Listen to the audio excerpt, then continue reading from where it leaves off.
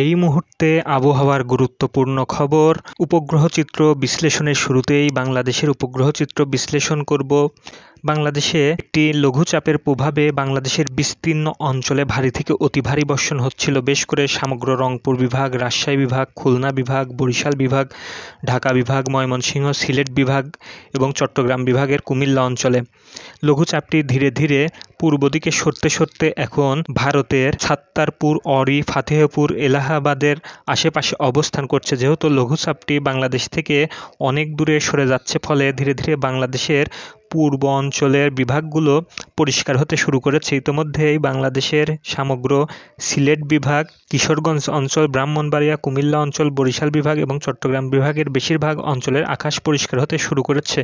কিন্তু লঘুচাপের প্রভাবে মৌসুমি বাতাস শক্তিশালী থাকার কারণে বাংলাদেশের বেশ করে সমগ্র রংপুর বিভাগ, সমগ্র রাজশাহী বিভাগ, খুলনা বিভাগের কুষ্টিয়া, রাজবাড়ী, মেহেরপুর, চুয়াডাঙ্গা অংশ, সমগ্র ঢাকা বিভাগ, ময়মনসিংহ বিভাগের উপরে ভারী থেকে অতি ভারী বর্ষণ লক্ষ্য করা যাচ্ছে এবং বাংলাদেশের পশ্চিমে ভারতের নদিয়াতের মুর্শিদাবাদ, নদিয়া, বীরভূম, বাঁকুড়া, সেই সঙ্গে পশ্চিমবঙ্গ সংলগ্ন ভারতের ঝাড়খণ্ড রাজ্যের আশেপাশে তীব্র বজ্রসহ গভীর মেঘ অবস্থান করছে, যা ধীরে ধীরে দক্ষিণ পশ্চিম দিক থেকে কোনাকুনি অবস্থায় উত্তর পূর্ব দিকে অগ্রসর হচ্ছে। ফলে রাজশাহী বিভাগে অবস্থান করা মেঘও ধীরে ধীরে পূর্ব দিকে অগ্রসর হতে শুরু করেছে। রাজশাহী বিভাগের উপরে মেঘও দক্ষিণ দিক থেকে উত্তর পূর্ব দিকে অগ্রসর হচ্ছে। ফলে এর প্রভাবে রাজশাহী এবং খুলনা বিভাগের উপরে, সেই সঙ্গে ময়মনসিংহ, ঢাকা বিভাগের উপরে যে মেঘমালা রয়েছে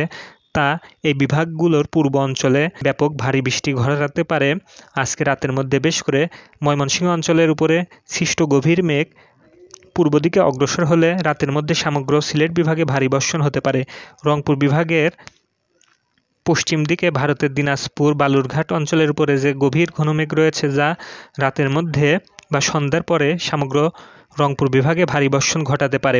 খুলনা বিভাগের পূর্ব দিকে ভারতের পশ্চিমবঙ্গের উপরে যে গভীর মেঘ রয়েছে, এই মেঘে সন্ধ্যার পরে খুলনা বিভাগের মেহেরপুর, চুয়াডাঙ্গা, কুষ্টিয়ায় ভারী বর্ষণ ঘটাতে পারে।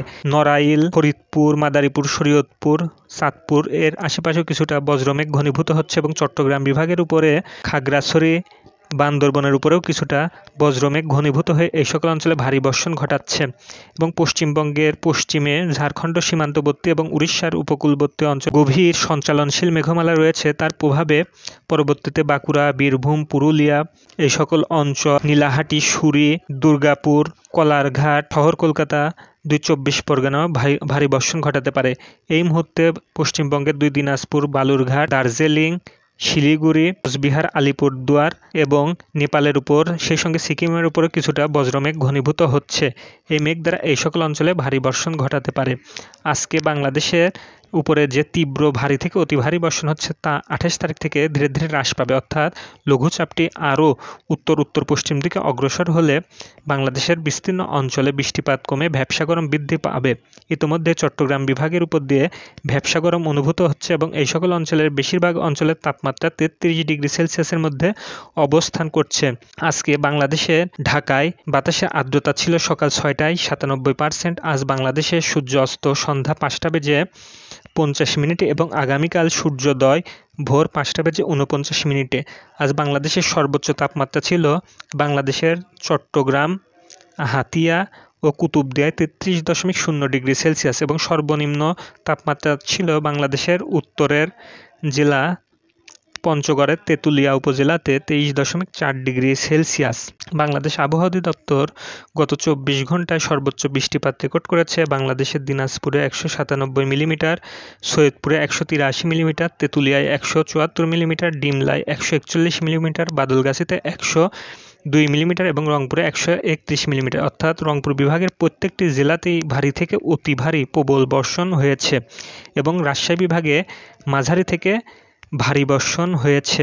এদিকে বাংলাদেশের পশ্চিমে ভারতের সমগ্র ঝাড়খণ্ড, বিহার, উত্তরাখণ্ড, মধ্যপ্রদেশ, উড়িষ্যা, অন্ধ্র উপকূল, দক্ষিণ ভারত, পশ্চিম ভারত এবং গুজরাটের উপরের বিস্তীর্ণ অঞ্চল জুড়ে ভারী থেকে অতি ভারী বর্ষণ হচ্ছে এবং ছোট ছোট অঞ্চলকে কেন্দ্র করে এ সকল অঞ্চলে ঝড় বৃষ্টি হচ্ছে।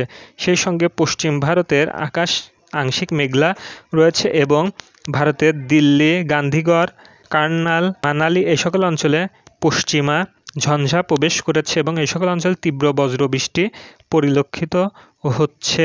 আগামী 30 তারিখ থেকে বাংলাদেশের আবহাওয়ার উন্নতি হবে এবং ভ্যাপসা গরম সারা বাংলাদেশে বৃদ্ধি পেতে পারে, তা 4 অক্টোবর পর্যন্ত চলতে পারে। এদিকে বঙ্গোপসাগর নিরাপদ আছে এবং বেশ কিছুদিন নিরাপদ থাকতে পারে এবং বাংলাদেশের আবহাওয়া অধিদপ্তর যে সতর্ক সংকেত দিয়েছিল উপকূলীয় অঞ্চলে 3 নং এবং নদীবন্দরকে 2 নং সতর্ক সংকেত, তা প্রত্যাহার করতে বলা হয়েছে।